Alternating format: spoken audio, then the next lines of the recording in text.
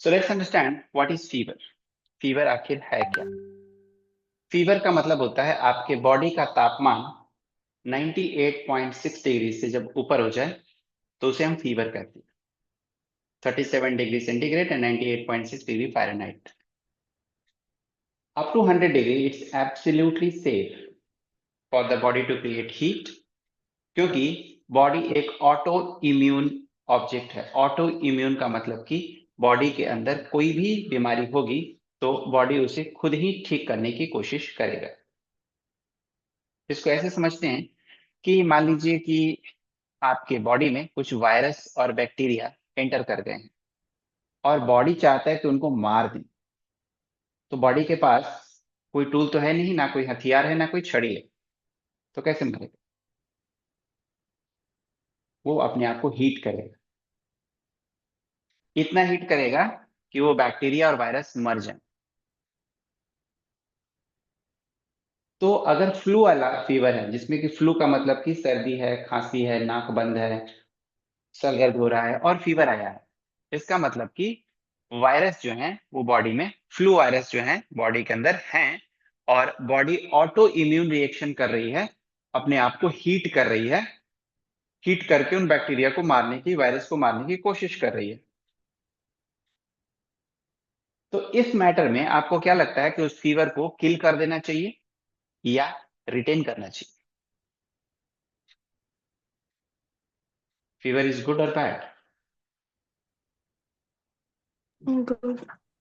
Fever is good. So this is a very good response of the body for the autoimmunity and auto recovery. हमें लगता है कि fever आ गया, जल्दी से पैरासिटामोल दे दो. Paracetamol is the most dangerous medicine of this universe. Side effects of paracetamol. You know what are the side effects of paracetamol? कोई बता सकता है? सर सबसे पहले तो लीवर प्रॉब्लम करता है, फिर उसके बाद में किडनी प्रॉब्लम करती है, और जितना भी आपका एक्सक्रीशन सिस्टम है वो सब प्रॉब्लम ही प्रॉब्लम है उसमें. True. You can Google out. Google में आप सर्च करेंगे तो आप आसानी से, आजकल इंफॉर्मेशन की कमी नहीं है, just write down side effects of paracetamol. उसमें आपको दिखाएगा एलर्जिक रिएक्शन. अगर आपको एलर्जी नहीं है तो एलर्जी हो जाएगी. स्किन में रैशेज और स्वेलिंग आनी शुरू हो जाएगी. लो ब्लड प्रेशर आ जाएगा. हार्ट बीट फास्ट हो जाएगा. ब्लड के डिसऑर्डर हो जाएंगे. लीवर किडनी डैमेज हो सकता है अगर आप ओवरडोज लेते हैं तो ये कॉमन सिम्टम्स हैं. अब देखेंगे कि आज से करीब 10 साल 15 साल पहले आपको याद होगा कि आप 650 mg के पैरासिटामोल नहीं लेते थे. 500 mg was the maximum. Sir video stuck हो गया. Is it for everyone? Sir आवाज नहीं है. Okay, let me change my location.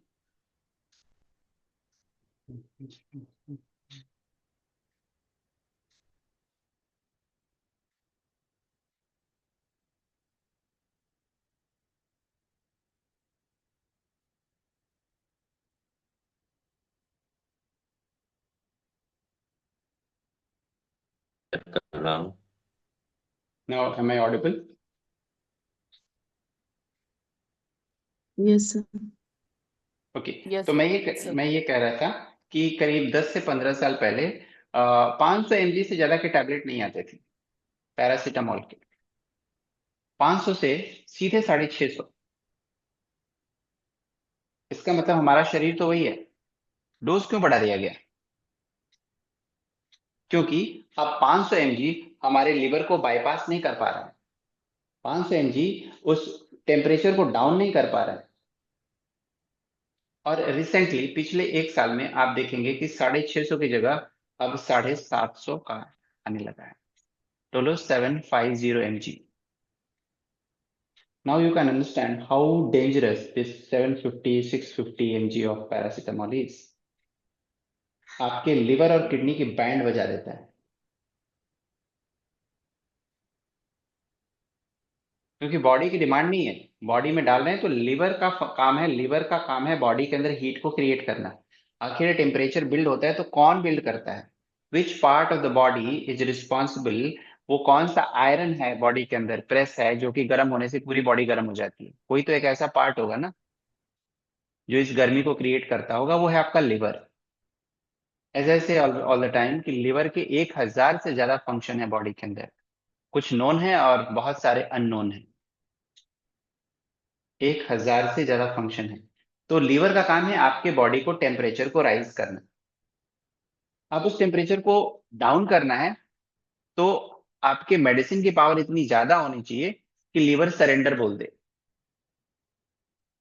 ये बिल्कुल वैसे ही जैसे कि मान लो कोई गेट है और गेट पे सिक्योरिटी लगी है, 2 सिक्योरिटी गार्ड लगे हुए हैं, उनको ओवर पावर करने के लिए 4 आतंकवादी चाहिए। अगर 2 सिक्योरिटी गार्ड हैं और इधर 2 आतंकवादी हैं तो वो नहीं मरेगा। तो 500 mg है, वो 2 आतंकवादी है। 2 सिक्योरिटी गार्ड, 2 आतंकवादी, दोनों में फाइट होगी तो मरेगा नहीं फीवर। तो डॉक्टर ने सोचा कि क्या करते हैं, लीवर को ओवर पावर करते हैं, लीवर की सरेंडर करा देते हैं। सो दे कैम विथ 650। अब वो भी नहीं काम कर रहा है तो 750 means you have to destroy the liver anyhow. And if you continue taking 4-5 days of paracetamol, body अंदर से टूट जाती है। कभी भी बॉडी फीवर से नहीं टूटती है, बॉडी पैरासिटामोल से टूटती है।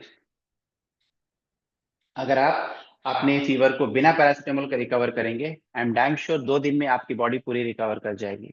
बट अगर आपने पैरासिटामोल लिया है that will take a week together. जितना डैमेज हुआ है लीवर के अंदर, वो डैमेज जब तक रिपेयर नहीं होगा आपके अंदर एनर्जी नहीं आएगी। Now let us look at the symptom of the fever. सबसे पहला सिम्टम क्या है फीवर का? हेडेक। इस वाले एरिया में या यहाँ पे या आईब्रोज में या सर के ऊपर हेडेक होना। हेडेक हो रहा है इसका मतलब तुरंत आपको थर्मामीटर लेकर के फीवर को चेक करना है, फीवर है कि नहीं। क्योंकि हेडेक के भी कई सारे रीजन होते हैं, more than 50 reasons are there for the headache and fever is one among them. दूसरा प्लेस जहां पे हमें फीवर चेक करना है वो हमारा अंडर चिन। हाथ कैसे यहाँ पे लगाएंगे तो आप खुद फील कर सकते हैं, क्योंकि ये वाला एरिया जो होता है इसका टेम्परेचर हमेशा कम रहता है। जैसे यहाँ पे ऐसे लगाएंगे आपको गर्माहट का एहसास होगा। अगर गर्म है तो फीवर है। This is manual checkup. मान लो कि आप कहीं घर के बाहर हैं और थर्मामीटर वहां पे नहीं है तो आप नॉर्मल चेक करके पता कर सकते हैं। Fever up to 102 is absolutely safe. 102 degree तक का टेम्परेचर आपके बॉडी, ब्रेन, पूरे शरीर के लिए एकदम सेफ है और उसमें कुछ भी डरने की जरूरत नहीं है। लेकिन अगर 102 फीवर होने के बाद भी आप केयर नहीं ले रहे हैं तो वो फीवर बढ़ेगा। तो वो सारे केयर भी बताऊंगा कि क्या केयर लेना चाहिए हमें, तो वो फीवर 102 के ऊपर नहीं जाएगा। फीवर का जो स्पैन होता है वो 2 से 3 दिन का होता है। कुछ फीवर 1 दिन में सेटल हो जाता है, कुछ 2 दिन, कुछ 3 दिन।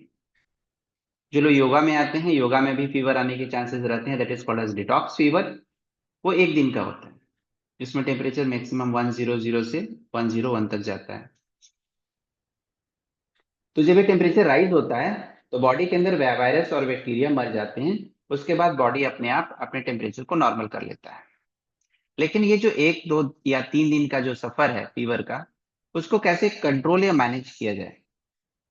क्योंकि बॉडी जो होती है गर्म करने के लिए पूरे एनर्जी को यूज कर लेती है। बॉडी की जो पूरी एनर्जी है वो बॉडी को गर्म करने में चली जाती है, इसलिए शरीर में कमजोरी आ जाती है। So weakness is one of the major symptom of fever, जिसमें आपको ऐसा लगेगा कि चल नहीं पाएंगे, उठ नहीं पाएंगे, पूरे बॉडी में पेन हो रहा है ऊपर से नीचे तक। दैट मीन्स शरीर की सारी ऊर्जा जो है वो शरीर को गर्म करने में जा रही है। And there is nothing wrong. आखिर बॉडी को गर्म करना है तो ऊर्जा कहाँ से आएगी? जो शरीर में स्टोर है वही तो लेगा शरीर, और वही तो कर रहा है। So there is nothing wrong. तो अगर कमजोरी फीवर में लग रही है तो एकदम बिल्कुल नेचुरल है, लगनी ही चाहिए। इसको मैनेज कैसे करना है? वीकनेस को दूर करने के लिए coconut water, magic food for fever. Coconut water लेना है, 3-4 कोकोनट वाटर दिन भर में आपको लेने हैं। ज्यादा जरूरत पड़ती है तो और ले सकते हैं, क्योंकि ये होलसम फूड है। इसमें सारे विटामिन सारे मिनरल फाइबर सब कुछ है। अब चूंकि बॉडी की सारी ऊर्जा बॉडी को गर्म करने में जा रही है, तो इस टाइम पे आपका डाइजेशन एकदम खत्म के बराबर हो जाता है। There is no digestion system active. जब आपका डाइजेशन सिस्टम काम नहीं कर रहा है तो आप खाना खाएंगे या नहीं खाएंगे? नहीं खाएंगे, राइट। नहीं खाएंगे। मन नहीं तो करेगा खाने का। हाँ, मन नहीं कर रहा है इसका मतलब कि डाइजेशन सिस्टम काम नहीं कर रहा है, वो बॉडी का ऑटो इम्यून सिस्टम है। तो जब भी आपको फीवर आएगा तो आपको खाने का मन नहीं करेगा, तो खाना नहीं खाना है। शरीर नहीं मांग रहा है तो उसको नहीं देना है। अक्सर देखा जाता है कि परिवार में आपकी मम्मी पापा जबरदस्ती करते हैं, खाओगे नहीं तो कमजोर हो जाओगे, खाओ, पूछो, जो कि बिल्कुल गलत है। Yes, sir. क्योंकि वो खाएंगे तो पचेगा नहीं, वो पेट में जाके सड़ेगा। क्योंकि लीवर तो बिजी है, उसको दूसरा काम करना है, बॉडी को गर्म करने का काम मिला हुआ है उसको। तो वो लेबर बिजी है, आप उसको फिर भी बोले नहीं तू ये भी कर, तो वो नहीं करेगा। तो उस टाइम पे लिक्विड डाइट लेना है। कोकोनट वाटर से पेट नहीं भरता है, फिर भी भूख लगी है, तो आप मूंग दाल की खिचड़ी ले सकते हैं। जंक फूड बिल्कुल भी अवॉइड करना है, जैसे कि अस्पतालों में आजकल बिस्किट, ब्रेड, ये सारी सड़ी हुई चीजें दी जाती हैं, ताकि पेशेंट अस्पताल में ज्यादा दिनों तक रह सके। भर्ती हुआ था 2 दिन के लिए, और कम से कम एक हफ्ता तो रखे जाए। 1 लाख का चेक तो बनता है एक बार भर्ती हो गया तो इसलिए सड़े हुए फूड दिए जाते हैं। ये अलग लेवल का बिजनेस है। क्योंकि बॉडी जब अच्छे और फ्रेश चीजें नहीं पचा पा रहा है तो सड़ी हुई बिस्किट और ब्रेड कैसे पचाएगा? They all are fermented foods. तो लेना है तो खाने में बिल्कुल लिक्विड डाइट। ओट्स ले सकते हैं, दलिया, ओट्स, खिचड़ी, कोकोनट वाटर, पेठा का जूस, आंवला जूस, ऑरेंज जूस बहुत ही इंपॉर्टेंट होता है। ऑरेंज में विटामिन सी की मात्रा ज्यादा होती है, और लीवर को हील करने के लिए विटामिन सी बहुत ज्यादा इंपॉर्टेंट होता है। तो ऑरेंज का जूस लेना चाहिए। इस टाइम पे एबीसी जूस बिल्कुल अवॉइड करनी चाहिए। फीवर में पेट के पास इतनी ताकत नहीं होती कि बीटरूट के जूस को वो डाइजेस्ट कर सके, तो डाइजेस्ट नहीं होगा वो। आप पी लेंगे तो हो सकता है वॉमिटिंग भी आ जाए। So avoid beetroot, avoid carrot. तो कौन कौन सा जूस लेना है? आप ऑरेंज जूस ले सकते हैं, आंवला का जूस ले सकते हैं, पेठा का जूस ले सकते हैं, एलोवेरा जूस ले सकते हैं। ये बहुत ही कारगर है। ओके, अब फीवर को मैनेज कैसे करना है? जैसे ही आपको पता चला कि आपके बॉडी में फीवर है, 98 डिग्री से ऊपर है, 98.6 से ऊपर है, 100 के ऊपर है, तो मान लीजिए कि फीवर है। 99 तक इट्स एब्सोल्युटली नॉर्मल। किसी किसी का बॉडी जो है उसका टेम्परेचर 93 94 भी होता है। तो आपको पता होना चाहिए कि विदाउट फीवर आपके बॉडी का टेम्परेचर क्या है, नोट करके रखें। फॉर मी इट इज 98, हमेशा मेरा 98 के आसपास रहता है। For my brother it is 94, and for my son it is 97। तो आपको पता होना चाहिए कि मेरे बॉडी का टेम्परेचर कितना रहता है, कितना बढ़ता है तो आपको लगता है कि फीवर है। ये होती है सेल्फ स्टडी। सर सर 98 वालों के साथ कुछ प्रॉब्लम रहती होती है क्या? मेरा भी किसी के 98 ही साथ रहता है। किसी के साथ कोई प्रॉब्लम नहीं है। मेरा भी 98 है, मुझे प्रॉब्लम लग रही है क्या? नहीं। It's the characteristics of the body, and it's absolutely fine. तो जैसे ही आपको पता चलता है कि फीवर आ गया है, नाउ व्हाट नेक्स्ट? आपको क्या एक्शन लेना है? पहला एक्शन, आपको वाटर थेरेपी करनी है। आधे घंटे में फीवर उतारने का तरीका है वाटर थेरेपी। तो गीजर से या गैस से पानी को गर्म करना है, आधा बाल्टी पानी लेना है, और घर में अगर एप्सम सॉल्ट है तो 50 ग्राम एप्सम सॉल्ट उसमें डाल देना है। नहीं है तो सेंधा नमक होगा, वो डाल देना है। और साथ में एक आधा बाल्टी पानी और गर्म करके रखना है, जो कि हॉट होगा। ठीक है, एक बाल्टी में पानी लूक वार्म रहेगा, जिसमें कि आप पैर डुबा सकते हैं ऑलमोस्ट 40 to 42 डिग्री सेंटीग्रेड पर। अगर आपके पास वाटर थर्मामीटर नहीं है तो उंगली डाल के चेक करेंगे, पैर डाल के चेक करेंगे कि सहन हो रहा है कि नहीं हो रहा है। पैर में जलन नहीं होनी चाहिए। और दूसरा, हॉट वाटर, उबलता हुआ पानी रखेंगे, क्योंकि कुछ देर बाद आपका जो पानी जिसमें पैर डाला वो ठंडा हो जाएगा। तो 1 मग पानी उसमें सर ये निकालना एप्सम है सॉल्ट, हाँ जी। एप्सम सॉल्ट क्या खिली हुई फिटकरी होती है क्या? एलम होता है क्या ये खिला नहीं, हुआ? मैग्नीशियम सल्फेट होता है ये। Okay okay okay. तो उसमें पैर जो डालेंगे वो 30 मिनट तक उस पानी में रहना है। 90% केस में एक बार आपने पैर डाला तो आपका फीवर परमानेंट उतर जाएगा, लेकिन लीवर अंदर से गर्म रहेगा। ऐसा नहीं कि आपने पानी में पैर डाला तो पूरे बॉडी का टेम्परेचर डाउन हो गया, नहीं, लीवर का टेम्परेचर हाई रहेगा अभी भी। और आपके अंदर जो वीकनेस है थोड़ी थोड़ी रहेगी, क्योंकि जो अंदर हीलिंग होनी है, बैक्टीरिया को मारना है, वायरस को मारना है, वो चलता रहेगा। लेकिन बाहर से आप बिल्कुल फिट लगेंगे, आपका हेडेक है वो चला जाएगा, बॉडी का जो पेन है वो चला जाएगा, फीवर जो है वो चला जाएगा। तो ये नेचुरल प्रोसेस है अपने फीवर को मैनेज करने का। पानी थोड़ा ठंडा होगा तो 1 मग ठंडा पानी निकालना है, 1 मग गर्म पानी उसमें डाल देना है। तो टेम्परेचर आपका बराबर बना रहेगा। 30 मिनट्स में आप देखेंगे कि आपका टेम्परेचर डाउन हो गया है। अगर नहीं हुआ है तो आधा घंटा और वेट करेंगे, पैर में से पानी से पैर निकालने के बाद आप 1 घंटे के अंदर आप बिल्कुल नॉर्मल हो जाएंगे। इसकी गारंटी है, प्रूवन मेथड है, और मैं अपने घर में यही मेथड यूज करता हूँ। बच्चों को अगर 5 साल के ऊपर है तो ये थेरेपी वाला ट्रीटमेंट करना है। 5 साल के नीचे हैं तो थोड़ा सा मुश्किल होता है मैनेज करना, आपको कोकोनट वाटर पिलाना, जूस पिलाना, ये थोड़ा सा मुश्किल होता है। तो उस टाइम पे देखना है कि घर का इकोसिस्टम थोड़ा सही रखा जाए। उनको स्पॉन्जिंग करनी है। 5 साल के नीचे के बच्चों को बहुत ज्यादा थेरेपी तो दे नहीं सकते, तो स्पॉन्जिंग करनी है। स्पॉन्जिंग कैसे करनी है? 1 कटोरी पानी लेना है, उसमें 2 आइस क्यूब डालने हैं, और घर में जो भी सूती का कपड़ा होगा उससे पूरे बॉडी को स्पॉन्ज करना है। 15 मिनट में किसी भी तरह का फीवर हो स्पॉन्जिंग से उतर जाता है। अभी जुकाम और खांसी पे आते हैं कि जुकाम और खांसी होना चाहिए कि नहीं होना चाहिए, और इसमें रत्नाकर जी के सवाल का जवाब भी है कि मुझे बुखार नहीं आता है, आना चाहिए कि नहीं आना चाहिए। तो जब भी जुकाम और खांसी आता है, हर एक बॉडी का अलग अलग सिम्टम होता है। किसी को फीवर के साथ जुकाम और सर्दी खांसी होती है, और किसी को बिना फीवर के होती है। तो जो बुखार वाली होती है उसे वायरल कहते हैं, वायरल फीवर। और एक कंटाजियस होता है, एक बॉडी से कम्युनिकेबल डिजीज भी बोलते हैं, कि एक बॉडी से दूसरे बॉडी में ट्रांसफर करता है। मतलब घर में किसी एक को होगा तो धीरे धीरे पूरे परिवार में फैल जाएगा ये। तो ये सर्दी खांसी भगवान ने दिया ही क्यों है? और ये चीज सबको होता है, और हर साल लगभग होता है। तो हमारे फेस के अंदर आपको पता होगा कि म्यूकस ग्लैंड्स होते हैं। आप इस पिक्चर को देखेंगे तो आपको क्लियर पता चल जाएगा। I hope you can see the picture of the mucus glands. Yes, sir. Yes sir.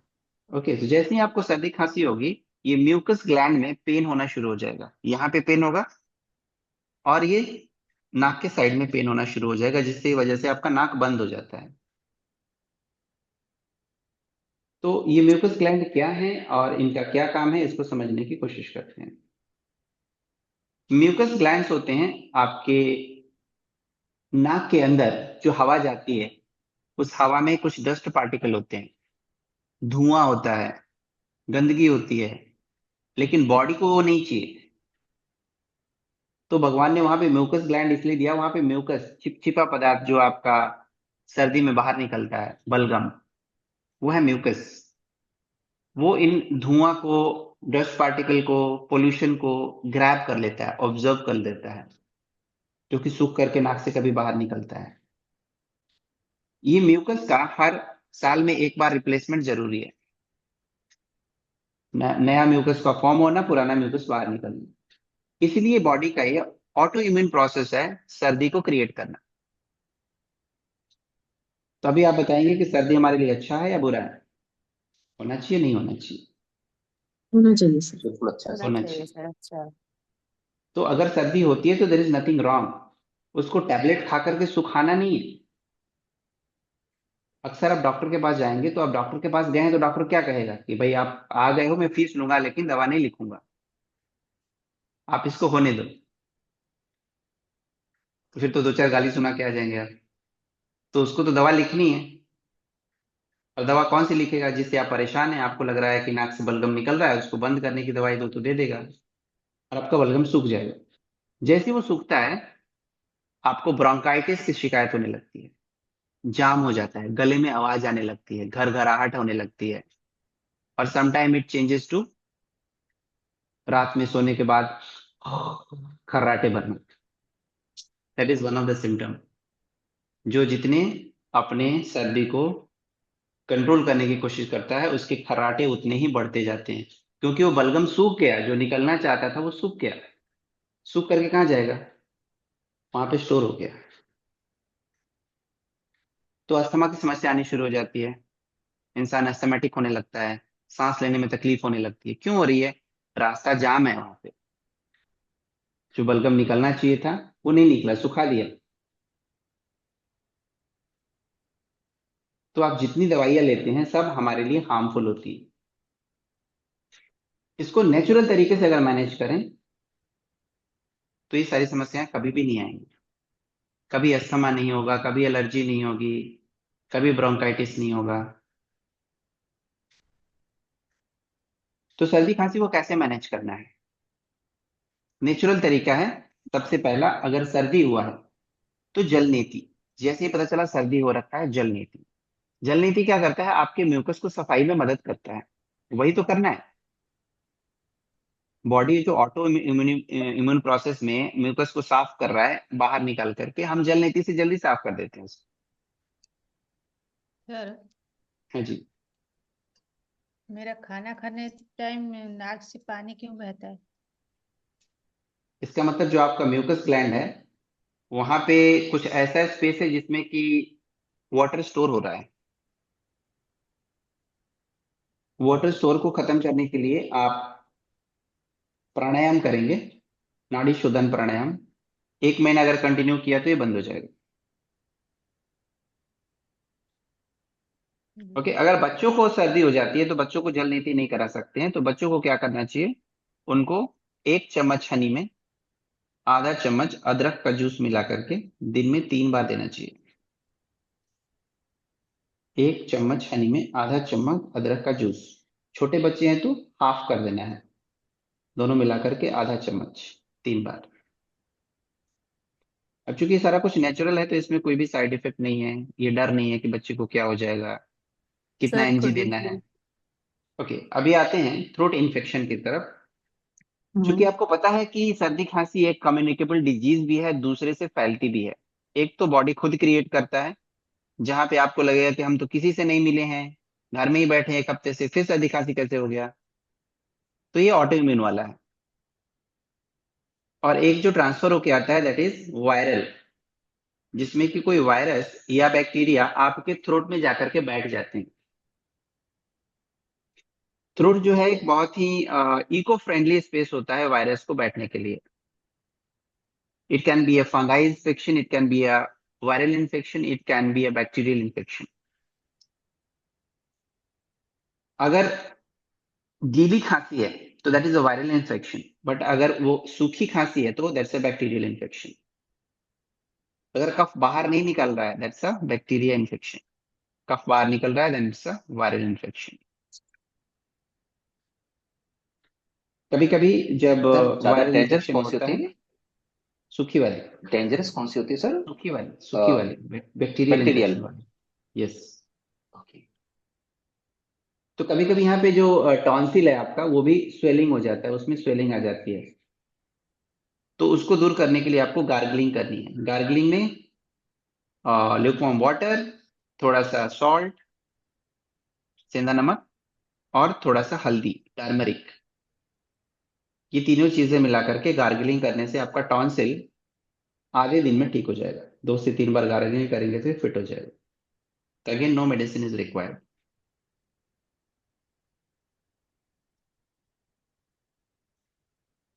अब आते हैं खांसी को कैसे ठीक करना है, क्योंकि मैं देखता हूँ बहुत सारे लोग खांसी को कैरी ओवर करते हैं। खांसी अगर 3 दिन से ज्यादा रह रही है तो बॉडी के लिए नुकसान करती है। एक बार खांसते हैं तो बॉडी पूरा पैर से लेकर सर तक हिल जाता है, which is not good for the body, the eyes, the headache. तो 3 दिन से ज्यादा, इसका मतलब या तो आपकी इम्यूनिटी कमजोर है, तो फिर योगा करना है इम्यूनिटी को इम्प्रूव करने के लिए। और इमीडिएट मैनेजमेंट के लिए आपको कपूर का स्टीम बाथ लेना है। कपूर का सेम बात लेने के दो तरीके हैं, या तो आप कपूर का अर्क निकाल के जो बेचते हैं बाजार में, कार्बोल प्लस, वो ले सकते हैं। बाजार में आपको 30 से 40 रुपए की 10 कैप्सूल मिल जाएंगे, KARVOL, कार्बोल प्लस। अलग अलग नामों से भी आता है, बट ओरिजिनल नाम जो है वो यही है। या फिर आप कपूर का पाउडर बना करके आधा कपूर के बराबर पानी में डाल करके सर को ऐसे ढक करके कपड़े से और स्टीम लेंगे। स्टीम के लिए वेपराइजर यूज कर सकते हैं, घर में आपके वेपराइजर होना चाहिए, मस्ट है। 250 से 300 रुपए का आता है। सर जो कपड़े में डालते हैं वही वाला कपूर ना? हाँ, नहीं नहीं नहीं, वो तो नैप्थलीन है, जो भगवान जो के पास हम जो लोग। भगवान के पास जलाते हैं वो वाला। Yes sir. क्या करते हैं? अच्छा।